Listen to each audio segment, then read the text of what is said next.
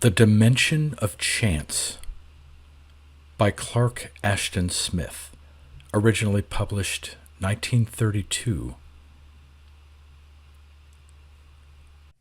Read by Darrell T. Smith II for my channel, Quasar Spectra. Chapter 1. The Blur in the Stratosphere. "Better get that pea shooter ready," warned Markley through the autophone from his seat at the controls of the rocket plane. "At this rate, we'll come within range in a few minutes. Those Japs are good gunners, and they'll have a red-hot welcome for us." Clement Morris, Secret Service operative and college chum of Andrew Markley, his pilot in a swift and dangerous chase, inspected the cartridge belt of the new and incredibly rapid-firing machine gun, behind which he sat in lieu of the official gunner. Then he resumed his watching of the bright metallic speck that they followed in the thin, dark, stirless air of the stratosphere, 12 miles above the eastward-flowing blur that was Nevada.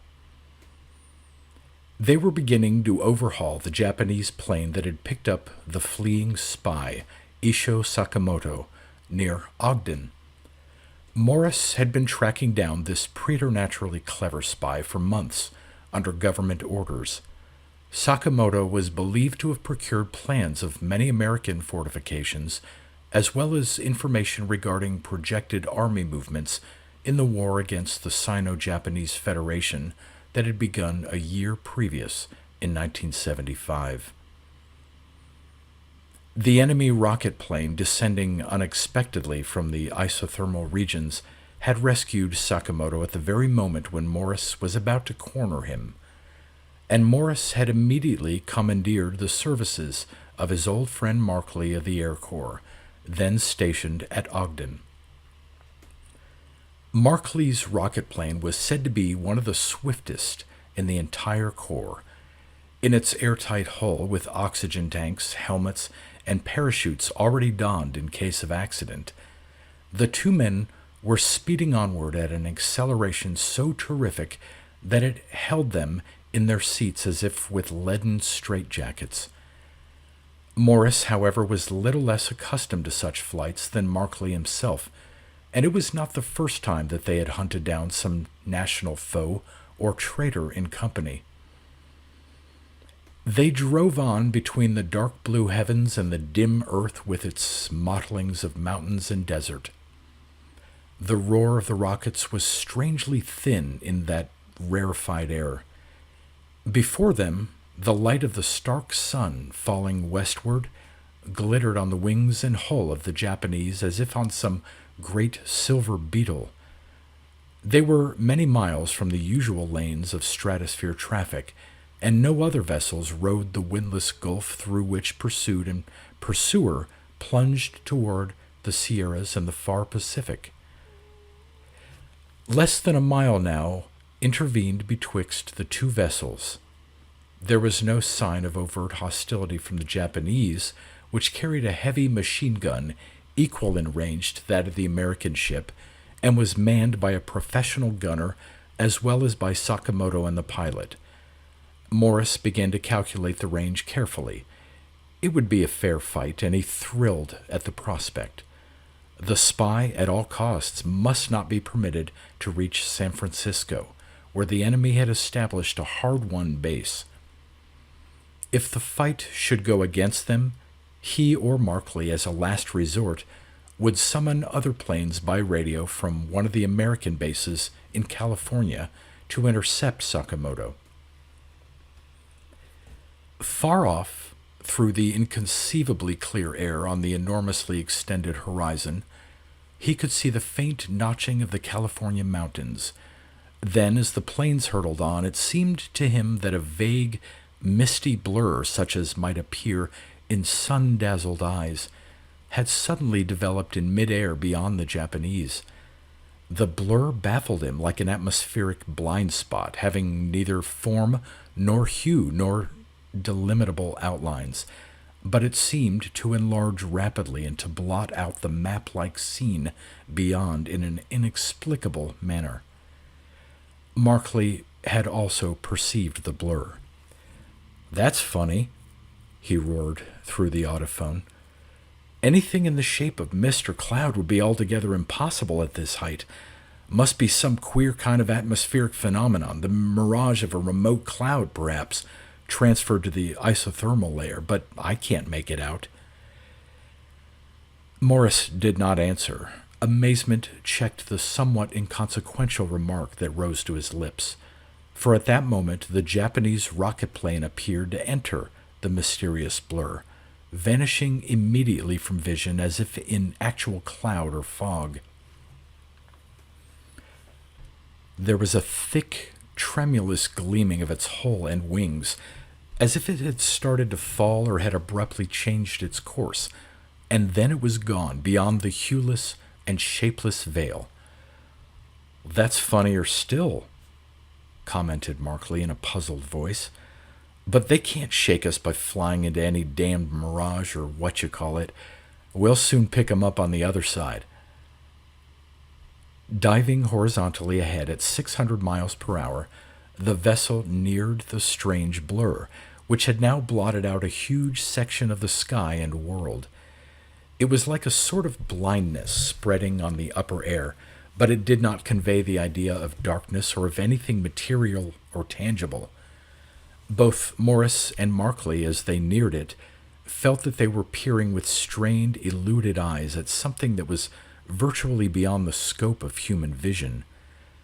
They seemed to grope for some ungraspable image, an unearthly shadow that fled from sight, a thing that was neither dark nor light, nor colored with any known hue. An instant more, while the blur devoured the heavens with terrible momentum. Then, as the plane rushed into it, a blindness fell on the two men, and they could no longer discern the vessel's interior or its ports. Ineffable grayness, like an atmosphere of cotton wool, enveloped them and seemed to intercept all visual images. The roar of the rockets had ceased at the same time, and they could hear nothing. Markley tried to speak, but the oath of astonishment died unuttered in his throat, as if before a harrier of infrangible silence. It was as if they had entered some unfamiliar medium, neither air nor ether, that was wholly void and negative, and which refused to carry the vibrations of light, color, and sound. They had lost the sense of movement, too, and could not know if they were flying or falling, or were suspended immovably in the weird vacuum. Nothing seemed able to reach or touch them. The very sense of time was gone, and their thoughts crawled sluggishly with a dull confusion, a dreamy surprise in the all-including voidness. It was like the preliminary effect of an anesthetic, a timeless, bodiless, weightless hovering in the gulf that borders upon oblivion. Very suddenly, like the lifting of a curtain, the blindness cleared away. In a strange, flickering, brownish-red light, the men saw the interior of the hull and beheld each other's goggled helmets and leatheroid air suits. They became aware that the vessel was falling gently and obliquely with slanted floor. The rocket explosions had wholly ceased, though Markley had not touched the controlling lever. He could not start them again, and the entire mechanism refused any longer to obey his control. Through the ports, he and Morris saw a multicolored chaos of outlandish and incomprehensible forms, into which the plane was descending slowly with incredible lightness, like a downward floating leaf or feather. Chapter 2. The Valley of Mirages. "I don't know what has happened, or where we are," said Markley, "but I guess we might as well sit tight. There's no need to jump. We couldn't go down any more safely with parachutes, but what the hell have we gotten into anyway?" "Can't say. rejoined his companion, equally dumbfounded and at a loss. Whatever or wherever the place is, it's not the state of Nevada. Their descent toward the unknown, mysterious terrain seemed to occupy many minutes, and once or twice the vessel hung motionless for a moment and then resumed its gliding with a jerk. Staring from the ports in ever-growing bewilderment, they began to distinguish separate forms and masses in the queer chaos of scenery. Irregular hills, mottled with gray, green, ochre, and violet black, lifted about them in the rufous light, and they perceived that they were settling into a kind of valley bottom. The ground beneath them was partly bare, partly covered with objects that resembled vegetable growths rather than anything else. These plants, or plant-like things, as the plane settled closer above them, displayed a remarkable diversity of shape, size, and hue, ranging from leafless, limbless stems to great tree forms with a crowded foliation that suggested some impossible crossing of araucaria and banana. The whole impression of this flora, even at that first glimpse, was one of lawless variety and illimitable grotesquerie. The vessel slanted slowly down on an open, level tract, narrowly missing the tops of some of the taller growths. It landed with a light jar, little more pronounced than if it had been checked by the usual process of careful deceleration. Markley and Morris peered out on a scene that amazed them more and more as they began to perceive its innumerable oddities of detail. For the nonce, they forgot the Japanese rocket plane they had been following and did not even speculate regarding its fate or whereabouts. "Jumpin' Jesus!" cried Markley. "Mother Nature certainly was inventive when she designed this place. Look at those plants. No two of them alike, and the soil would give a geologist a nightmare." He was now peering at the ground about the vessel, which offered a remarkable mosaic of numberless elements, a conglomeration of parti-colored soils, ores, and mineral forms, wholly unstratified and chaotic. It was mostly bare and broken into uneven mounds and hummocks, but here and there, in patches of poisonous-looking clay or marl, peculiar grasses grew with blades that varied in the same manner as the larger growths, so that one might well have imagined that each blade belonged to a separate genus. Not far away was a clump of tree forms, exhibiting monstrous variations in their leafage, even when there was a vague likeness of bole or branch. It seemed as if the laws of type had been disowned, as if each individual plant were a species in itself. A stream of some water-like fluid, varying strangely from peacock blue to cloudy umber in its course, ran past the fallen plain and meandered through the valley toward a barren slope at one end. From this slope another stream appeared to descend and join the first, flowing in a series of rapids and low cascades from a hilltop that melted indistinctly into the reddish-brown heavens. "Well," observed Markley, after contemplating this milieu with a troubled frown, "the problem of how we got here is equaled in its abstruseness only by the problem of how we are going to get away. It's beyond me. I pass it up. The whole business is wrong and impossible. And this crazy landscape isn't the only joker either. Our nitrone fuels simply won't explode. There's something, hell knows what, that prevents combustion." "You sure the tubes are all right?" queried Morris. "Maybe we've run short of fuel." "Ha!" The tone was superbly contemptuous. "I know this boat. There's nothing the matter with the rocket mechanism.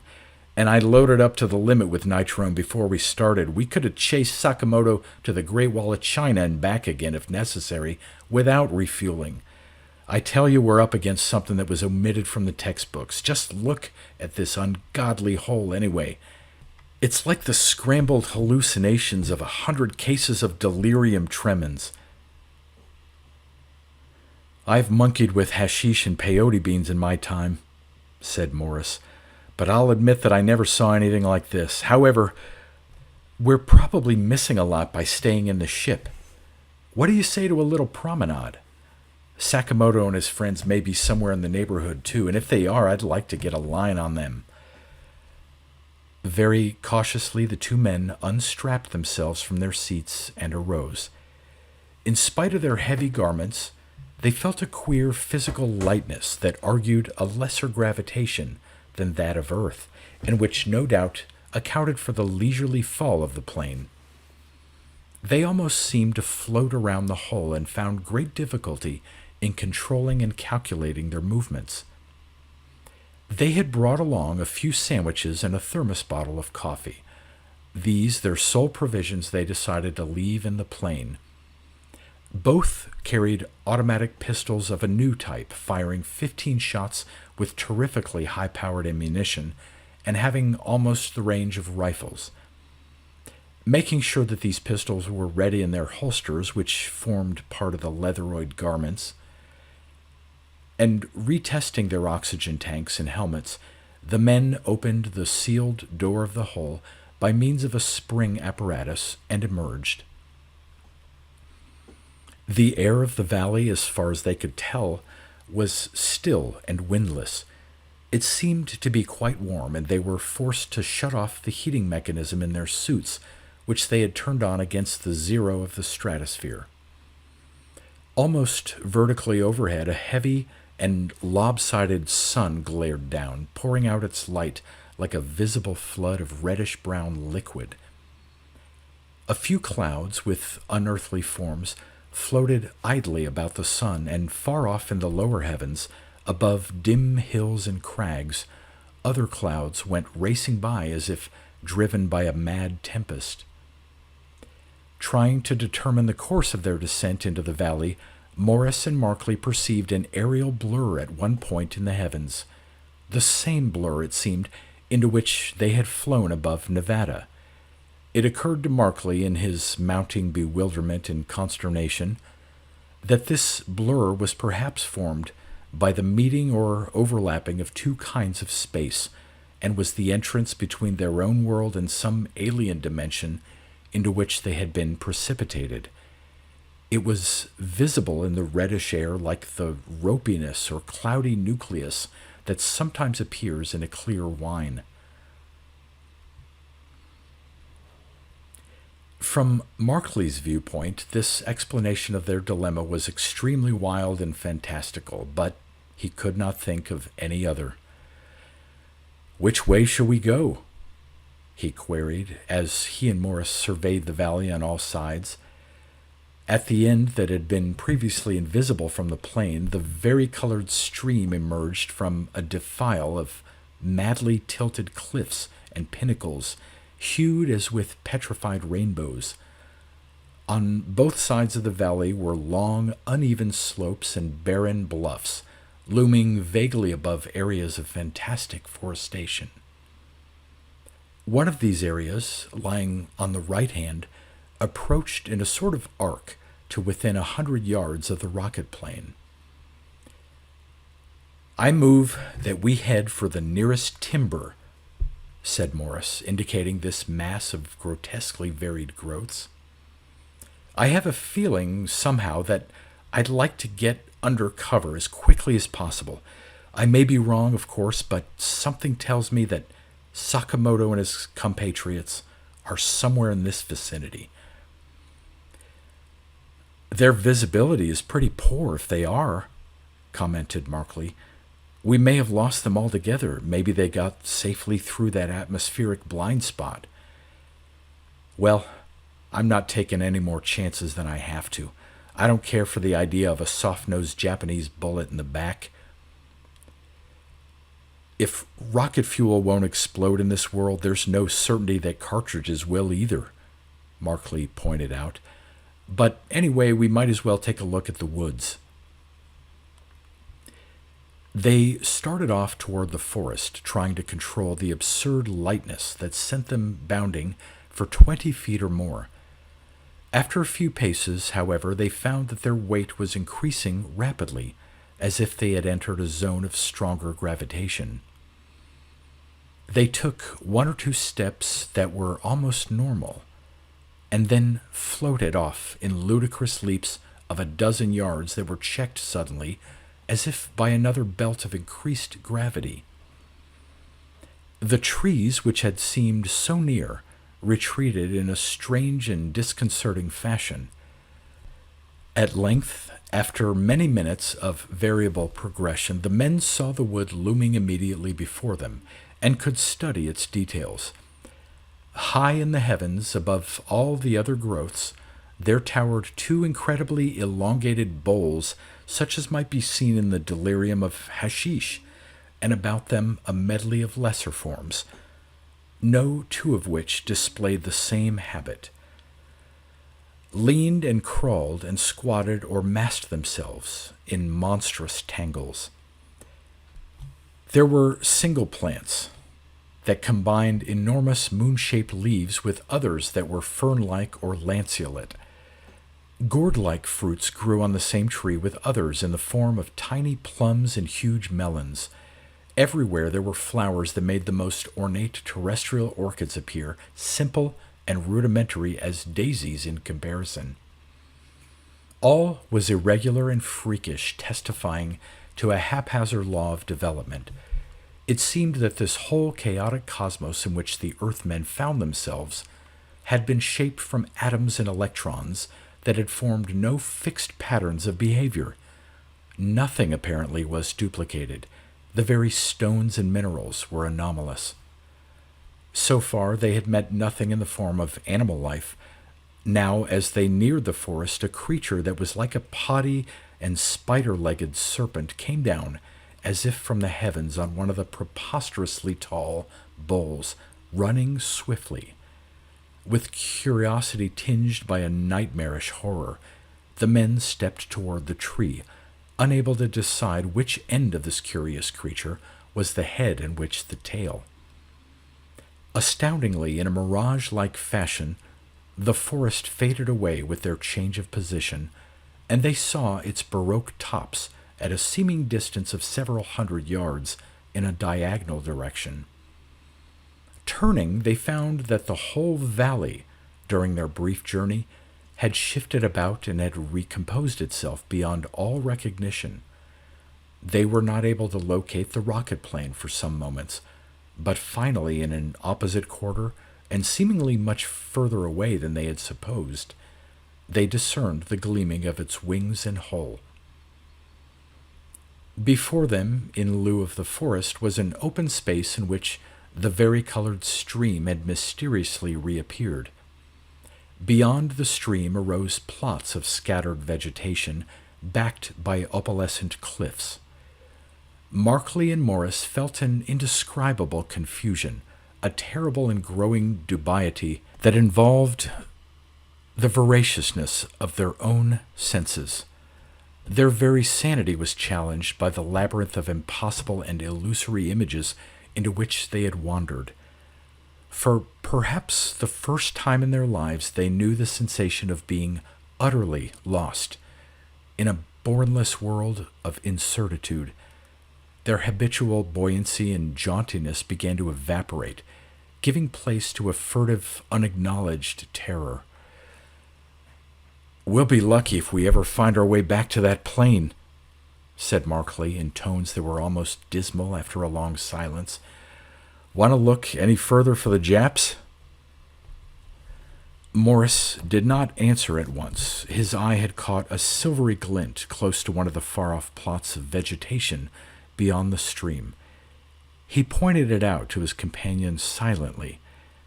3 dark, moving specks, doubtless the figures of men, appeared beside the glint as they watched. "There they are," said Morris. "Looks as if they were starting for a pasear themselves or were just returning from one. Shall we try to interview them?" "You're the captain, old scout. I'm game if you are."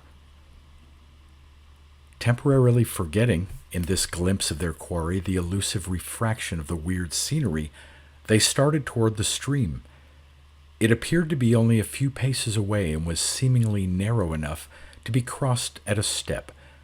By another astonishing shift, however, it moved away from them, reappearing in a different quarter at a considerable distance, and the gleam of the Japanese rocket plane and its attendant human specks had vanished from view. "I guess we'll play tag with some more mirages," opined Markley in a tone whose ironic disgust was mingled with profound bewilderment and perturbation. A nightmare confusion, a doubtfulness that implicated all things, even their own identity, returned and deepened upon them as they pressed forward, trying to relocate the enemy vessel. The changing zones of gravity made their progress erratic and uncertain, and the landscape melted and shifted about them like the imagery of a kaleidoscope. Like lost phantoms, they seemed to pursue a phantom foe through all the jumble and disorder of some incredible terrain of cosmic dementia. A clump of crowded vegetation, rearing its anomalous boles and monstrous leafage as if from nowhere, leaped into place before them. Rounding the clump, which seemed relatively stable, they came suddenly in sight of the Japanese, who, in airsuits and helmets, were now standing on the opposite brink of the apparently nearby water. Whether or not Sakamoto and his fellows had seen the Americans was uncertain. They were staring in the direction of Morris and Markley, who did not wait for decisive proof that the enemy had perceived them, but drew their automatics and aimed quickly, each choosing one of the two nearest figures. Somewhat to their surprise, in view of the various baffling and topsy-turvy phenomena they had encountered, the pressure of the triggers was followed by a sharp double report. The Japanese, however, did not seem to realize that they were being fired at, and their apparent nearness and relative position were no doubt illusory. Markley and Morris, recognizing the probability of this, did not shoot again, but sprang forward in an effort to approach the deceptive figures. The Japanese vanished. The whole valley seemed to swirl in a semicircle and rearrange itself, and the two Americans found themselves at the foot of that barren slope from which, in their first remote view of the place, a second stream had appeared to descend and join the meandering creek. From their new and close vantage, however, there was only one stream, which, flowing down the valley bottom against the barring slope, ran turbulently uphill in a series of skyward leaping rapids and cascades. Chapter 3. The People of Chance. Too astonished even for profanity, they stared without comment at this unique reversal of what they were accustomed to regard as natural law. For a considerable distance on either side of the stream, the acclivity was hollowed and worn smooth as if by landslides or a process of slow attrition. Occasionally, as the men stood watching it, a pebble, a lump of conglomerate soil, or a few particles of grit were loosened from the ground to roll heavenward rapidly and disappear beyond the ragged crest of the slide together with the cascading waters. Drawn by thoughtless curiosity and wonder, Morris stepped toward the beginning of the slope, which was perhaps 10 feet away. It was like stepping over a precipice. The ground seemed to tilt beneath him, and the slope fell like an overturning world, till it pitched downward at a steep angle with the sky at its bottom. Unable to arrest his strange fall, he slid sidelong into the rushing water and was carried roughly and dizzily down the rapids and over the cascades. Half dazed and breathless, he felt that he was shooting across the world's rim toward a nether gulf in which hung the fallen sun.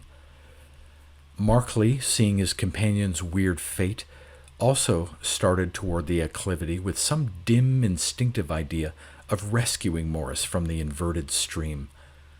A single step, and he too was seized by the skyward gravitation. Slipping, rolling, and bumping as if in a steep chute, and unable to regain his foothold, he slid along the topsy-turvy slope, followed by a shower of detritus, without falling into the water. He and Morris, passing the rim of the slide as if hurled toward the reddish-brown sky that was now beneath them, each experienced another bewildering bouleversement. Morris found himself floundering in a sort of hilltop pool where the final cascade foamed itself into quiescence, and Markley, stunned and sprawling but with unbroken bones, was lying on a pile of rubble such as would ordinarily gather at the bottom of an escarpment. Morris scrambled from the pool, which was only waist deep, and helped Markley to his feet. The local gravity was almost normal from a terrene viewpoint, and plainly all objects that were drawn skyward along the deficiently attractive area were promptly arrested when they reached the top. Headlong and turbulent, the cascade curved over the rim into the level pool. The Earthmen, finding themselves quite unhurt, proceeded to examine their airsuits and helmets for possible damage. Since the local atmosphere was untested and might well possess deleterious properties, a rift in the leatheroid fabric would perhaps be a serious matter. The suits, however, were intact, and the tubes that supplied oxygen from flat tanks behind the shoulders were in perfect condition. The height that they had climbed in a fashion so singular was really part of an uneven plateau that appeared to surround the whole valley. The plateau was divided by long hummocks of mottled soil and stone, which rose gradually into bleak uplands and low mountains at a seeming distance of several miles. From their present vantage, the valley below was an immense sink. They saw the entire course of the tortuous stream, the areas of outre vegetation, and the gleaming of some metallic object which they assumed to be their own rocket plant. The Japanese plane was not visible and was perhaps hidden by one of the plots of forestation. Of course, remembering the optical distortion and displacement which they had encountered so often in their wanderings, they could not be sure of the actual distance, perspective, and relationship of the various elements in this bizarre scenery. Turning again from the valley, they considered the plateau itself. Here, the stream, running in a normal and tranquil fashion, entered a ravine and disappeared. The whole landscape was intolerably drear and repellent, with the same chaotic mineral formation as the valley, but without even the anomalous plant life to relieve its deadly desolation. The lopsided sun, declining very swiftly or else subject to the nearly universal optic transposition, had already fallen halfway from the zenith toward the horizon of amorphous mountains. The clouds had all melted away, but far off above the valley, the men could still discern the mysterious aerial blurred spot. "I guess we'd better mosey back toward the boat," said Markley. "That is, if we can find our bearings." He tried to suppress a terror such as might be felt by a lost child, tried to collect his wildered faculties. "If we follow the rim of the valley, we ought to find a place where the gravitation won't drag us the wrong way." Made doubly cautious by their disconcerting experiences, they started along the rim of the sink. For some distance, the ground was littered with detritus, and even with loose boulders that had rolled upward to be arrested at the top. When they came to the end of this rubble, they surmised that they were beyond the belt of reverse gravitation. Following the rim toward a point where the slope assumed an easier gradient, they came suddenly into a zone of heavier gravity than any they had yet entered. At one step, their weight appeared to treble. A crushing burden descended upon them, and they could lift their feet only with immense effort. Struggling against the uncanny pull of the strange earth, they heard an indescribable clattering and rustling behind them, and turned their heads laboriously, in much startlement, to ascertain the cause. Emerging as if from empty air, a concourse of unimaginably monstrous beings had gathered at their very heels on the bleak verge of the plateau. There were scores or hundreds of these entities who, whether mere beasts or the analogues of humanity, were no less various and freakish in their conformation than the weird flora of the valley bottom. Obviously, there was no common norm or type of development as in the terrestrial species. Some of the entities were no less than 12 or 13 feet tall. Others were squat pygmies.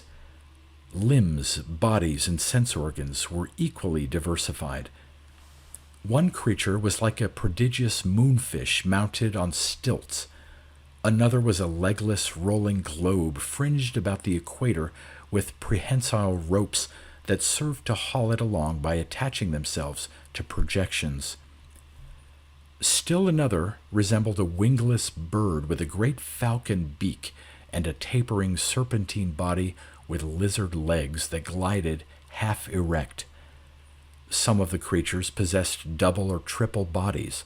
Some were hydra-headed or equipped with an excessive number of limbs, eyes, mouths, ears, and other anatomical features.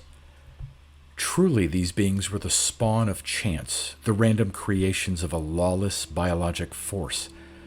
A horde of fabulous, fantastic nightmare improbabilities, they surged forward upon Morris and Markley, uttering a babble of wordless sounds, of cacklings, hisses, clucks, ululations, roarings, and bellowings. Whether they were hostile or merely curious, the Earthmen could not decide. Both were petrified with a horror beyond the horror of evil dreams. The leaden gravitational drag, rendering the least movement slow and toilsome, reinforced their sensation of nightmare. Laboriously they drew their pistols, and half lifting them at the oncoming rout, pulled the triggers. The reports were dull and muffled. The bullets flew with visible slowness, and rebounded harmlessly like tossed pebbles from the monsters that they struck. Like a stampeding herd, the throng of biologic horrors was upon Morris and Markley. Battling against the gravity as well as against the loathsome bodies and members that engulfed them, they were borne irresistibly along by the seething mass. Their pistols were torn from their hands. They beheld hideous faces and faceless things that milled about them like a torrent of the damned in some nether circle. Occasionally, in broken glimpses, they saw a disordered landscape of amorphous rocks, with pools and streams of fine sand and sudden fortuitous vegetation like mad mirages through which they were being carried.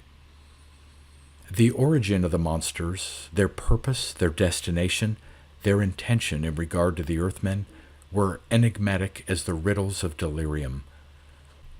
Resistance was futile, and Morris and Markley gave themselves up to the rushing motion of the throng, in the hope that some opportunity of escape would ultimately offer itself. They seemed to go on for hours. The gravitation still varied, but was often constant over large areas. The sun, instead of sinking further, rose again to the zenith. Sometimes there were brief intervals of darkness, as if the light had been shut off by some queer fluctuation of atmospheric properties. Puffs of wild wind arose and died. Rocks and whole hummocks seemed to crumble abruptly on the waste. But through all this chaos of conditions, the monstrous horde poured onward with its captives. Apparently the Earthmen had fallen in with a whole tribe of these anomalous creatures, who were perhaps migrating from one zone of their random world to another.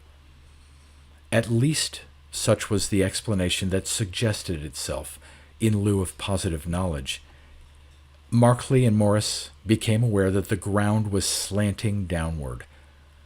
Over the heads of the monsters, they saw that they had entered a flat, sloping valley. Rough mountains, perhaps the same that they had beheld from the rim of the sink, appeared to loom at no great distance above them. The low valley debouched in a sort of shallow, crater-like hollow. Here, the horde suddenly arrested its onward rush and began to spread out in a curious manner. Markley and Morris, now able to work their way forward, saw that the creatures had arranged themselves in a ring about the slopes of the circular hollow, leaving a clear space at its bottom. Chapter 5. The Masters of Chance. Curiously, the twilight did not darken. As if in a reversed ecliptic, the sun returned slowly into the heavens, but Morris, in his despair, hardly heeded this outre phenomenon. Staring dully at the re-illumined ground, he saw the appearance of several grotesque, anomalous shadows that fell past him on the slope. Startled from his lethargy, he sprang up. A dozen or more of the monstrous people had returned. Some of them were gnawing the cindery bodies of their late companions, but three, as if disdaining such fare, were closing in upon Morris. Even as he turned, they assailed him. One of them, a headless thing with ropey arms and a puckered, mouth-like orifice in the center of its gourd-shaped body, tried to drag him down with its frightfully elongated members. Another, which might have been some heraldic griffin minus wings and feathers, began to peck at his air suit with its tremendous horny beak. The third, which was more like a horribly overgrown toad than anything else, hopped about him on the ground and mumbled his angles with its toothless mouth. Sick with nausea, Morris struggled against them. Time and again he kicked away the toad-like creature, which returned with noisome pertinacity. He could not loosen the ropey members of the headless horror, which had wrapped themselves about him in plastic folds, but his worst fear was that the griffin would tear open his leatheroid garments with its slicing beak. He hammered the huge bird-shaped body with his fists, driving it away repeatedly, but as if mad with rage or hunger, it reassailed him. His legs and body were sore in a dozen places from the blows of the cruel beak. Beyond his attackers, he caught involuntary glimpses of the horrid feast that was being enjoyed by their fellows. It was like the feeding of harpies in some infernal circle, and Morris could surmise his own imminent fate all too dearly. He saw that several of the feeders, quitting their half-eaten provender, were turning in his direction as if to join the three assailants. Instinctively, as he fought on, he heard the sound of a measured drumming from above. The sound drew nearer and ceased. In a turn of the eddying combat, he saw that two gigantic beings had arrived among the monsters and were standing a little apart, as if watching the gruesome orgy with detached interest. Even amid the frightful preoccupation of his struggles, he noticed a strange thing. The new arrivals, alone of all the life forms that he and Markley had met in this erratic world, seemed to approximate a common type of physical development.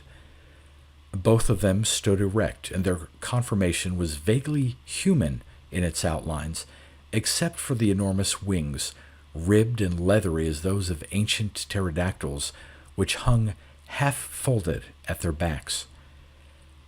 Their coloration was a dark bituminous brown verging upon ebon blackness in the wings, and lightening somewhat in their heads and faces.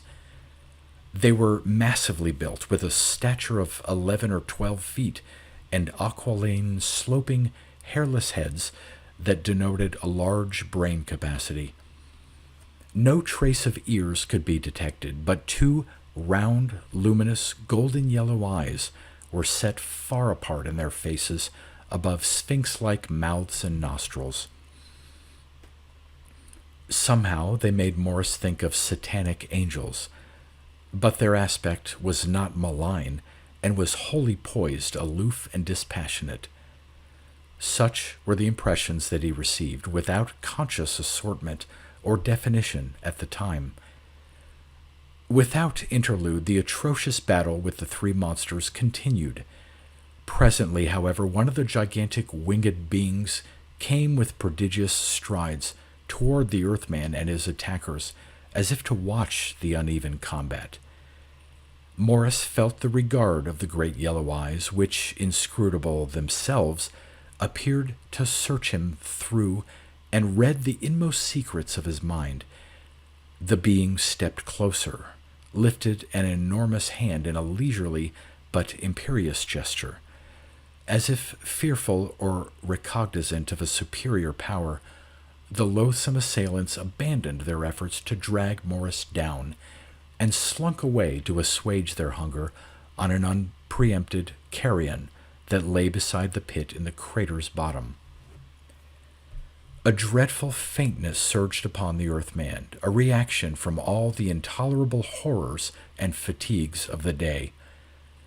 Amid the whirling darkness into which he slid, he saw the gleaming of two mesmeric golden eyes and felt the firm grasp of giant hands that seemed to support and lift him.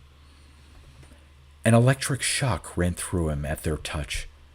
Miraculously, his faintness cleared away, leaving him wonderfully alert. Strength seemed to flow into him from the mighty hands, magnetic strength, buoyant and preterhuman. The horror faded from his shaken nerves. He was no longer lost and bewildered, but was filled with a mystic confidence. The experience that he now underwent was perhaps the strangest of all that befell him in the dimension of chance. Also, it was the hardest to remember or describe. Beneath the thrilling touch of the winged being, whose hands held him firmly by the shoulders, he seemed virtually to pass beyond his own consciousness. Thoughts that were not his own rose up and limned themselves with the clearness of actual visions or objective impressions. In some ineffable way, he shared for a moment the thoughts and memories of the being who had rescued him from the monsters. Whether or not an intentional telepathy was being exerted, he never quite knew, but alien vistas, beheld through unfamiliar senses, appeared to open before him. The two winged beings he knew were members of a race that was far from numerous. They were the rulers of this outlandish world, the self-made masters of its incalculable forces and disorganized elements. Their evolution had been supremely difficult and painful. Through their own volition, they had risen from a state that was little higher than that of the unhappy monsters. They had developed faculties that enabled them to circumvent the lawlessness of their environment, to forecast its very randomness and impose law and order on the ever-changing chaos. They had even learned to control their own development. The nightmare hollow in which Morris stood had temporarily vanished. There came to him the sense of tremendous flight above strange horizons. He seemed to pass on lofty wings over wastes of chaotically piled and tumbled rocks, with the being whom he knew as one of the masters of chance. Amid the shifting mirages of desolation, through distorting zones of air, above realms that pitched obliquely for immeasurable leagues, like the flattened side of some malformed planet, he flew unerringly to his destination. Beyond the chaos, on tiered mountains that rose stupendously, he beheld the high and many-terraced citadels of the masters.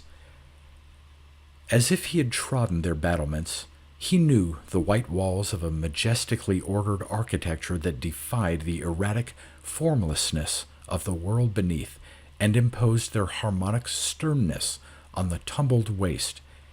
He knew the terraces, lined with geometric rows of trees and flowers, in which, by some miracle of horticultural mastery, the random flora had been subdued and had taken on the characters of type and species.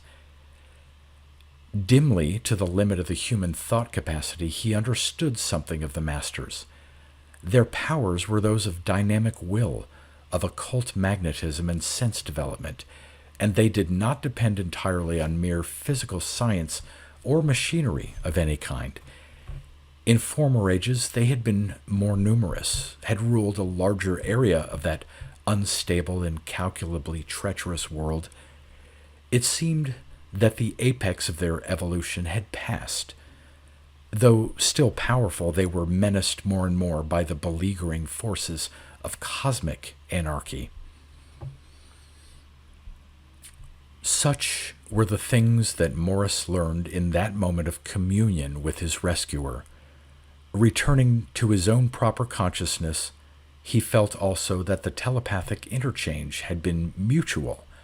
The being had read his own history, his predicament of hopeless alienation in a strange world, and in some inscrutably benign way was minded to help him.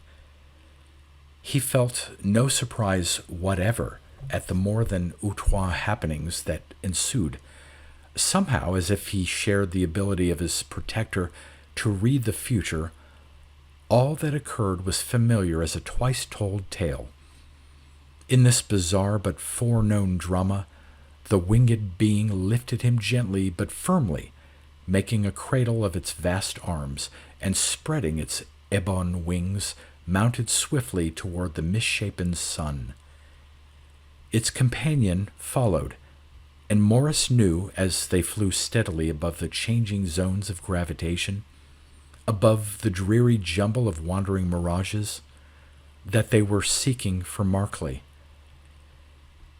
In a dim, partial way, he seemed to share the clairvoyance of the masters, which enabled them to distinguish the real from the illusory amid the disordered refraction of their atmosphere. He, too, was gifted with a televisual faculty by which he could scan the remote or hidden portions of the waste. Sure and undeviating, the mighty leathern wings beat onward toward their goal. Amid the kaleidoscopes of desolation there appeared the rough rim of the valley in which Morris and Markley had left their rocket plane. Swifter grew the beating of the wings. Louder was their drumming, as if haste were needed. A strange anxiety mounted in Morris, lest they should be too late. Now they hovered above the valley, slanting groundward. The place had changed in some fashion that Morris could not define to himself for a moment. Then he realized that certain of the ringing bluffs and slopes had crumbled away, were still crumbling, to form a moving flood of hueless sand. In places, columns of atomic powder mounted like geysers. Some of the areas of forestation had fallen into shapeless heaps of dust, like disintegrated fungi. These sudden, erratic, localized decompositions of matter were common phenomena of the world of chance, and it came to Morris, as part of his mystic knowledge, that the high, narrow realm of form and order which the masters had wrested from chaos was not wholly secure against their inroads. Anxiously, with a breathless fear, he scanned the area into which the mighty being who carried him was descending on sloped wings. Markley was somewhere in that area to which he had wandered back in a blind, bewildered search for his lost companion, and danger, a double danger, threatened him now.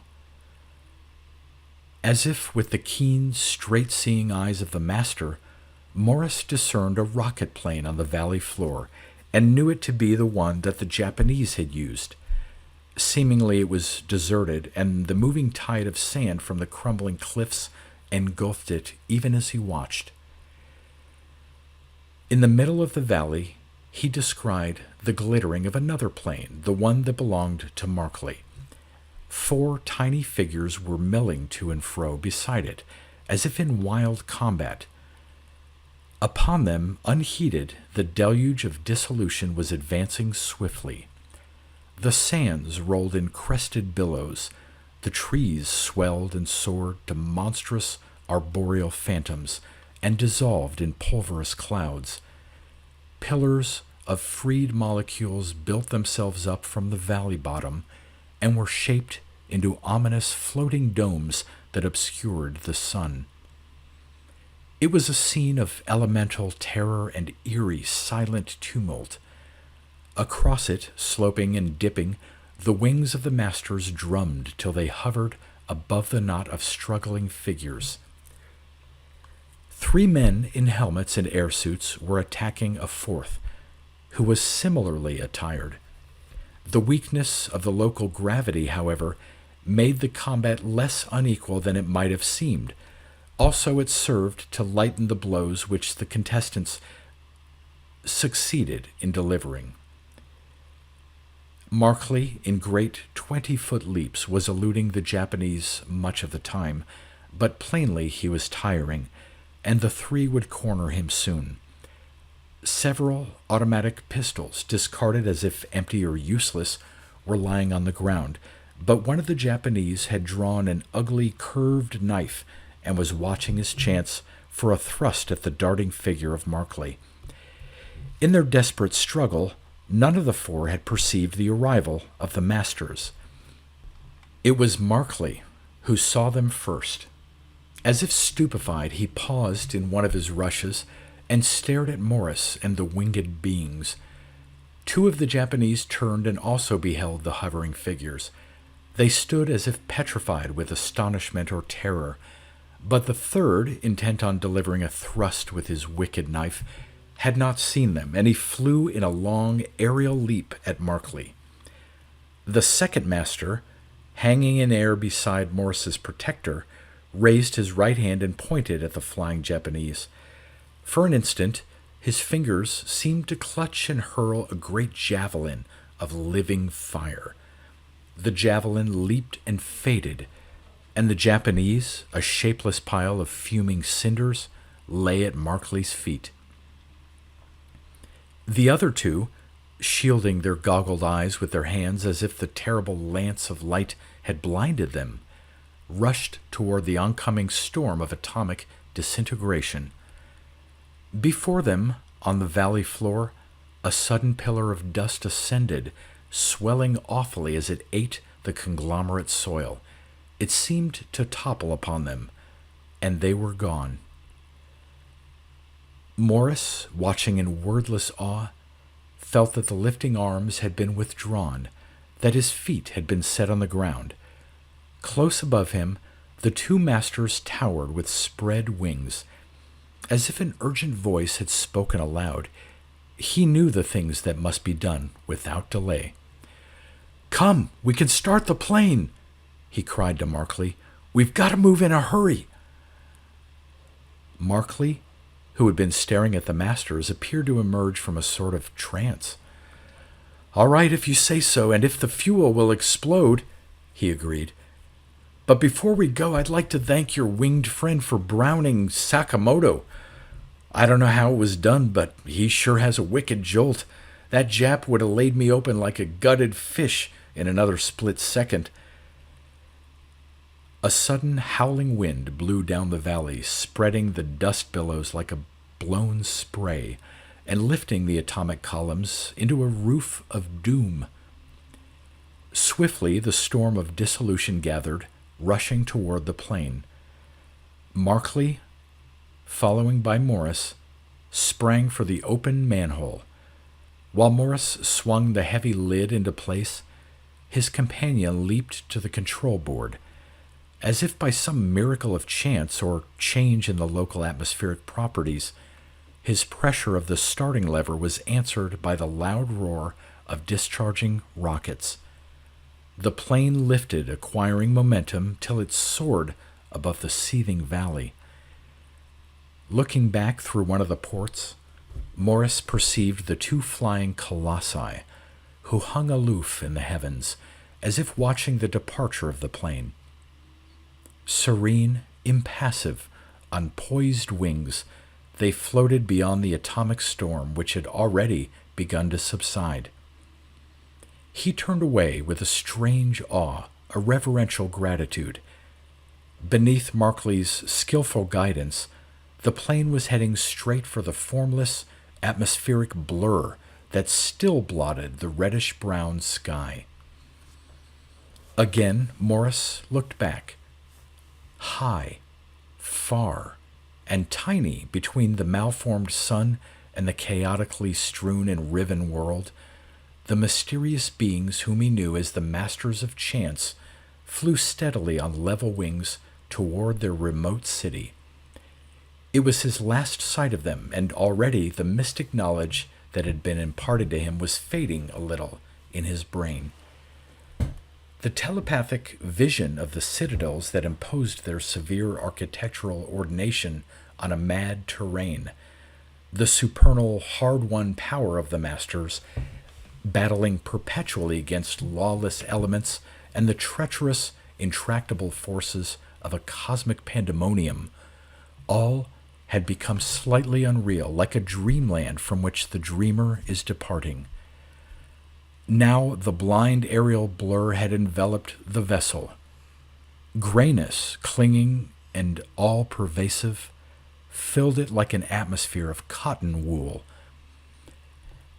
Sight, sound, even feeling and thought were lost as if in some hinterland of oblivion. Out of the blur, as if from a formless, hueless dream of death between two lives, the plane and its occupants floated into the dark azure of the terrene stratosphere. Sight, consciousness, feeling, memory returned in a sudden flood to Morris and Markley. Below them again they saw in mottled relief the familiar reaches of Nevada, edged with white and saw-like mountains.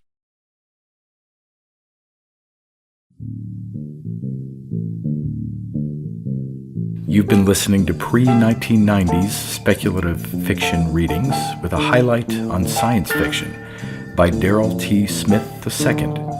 Please consider clicking the donation link in the description box. Thank you so much for your time and your imagination.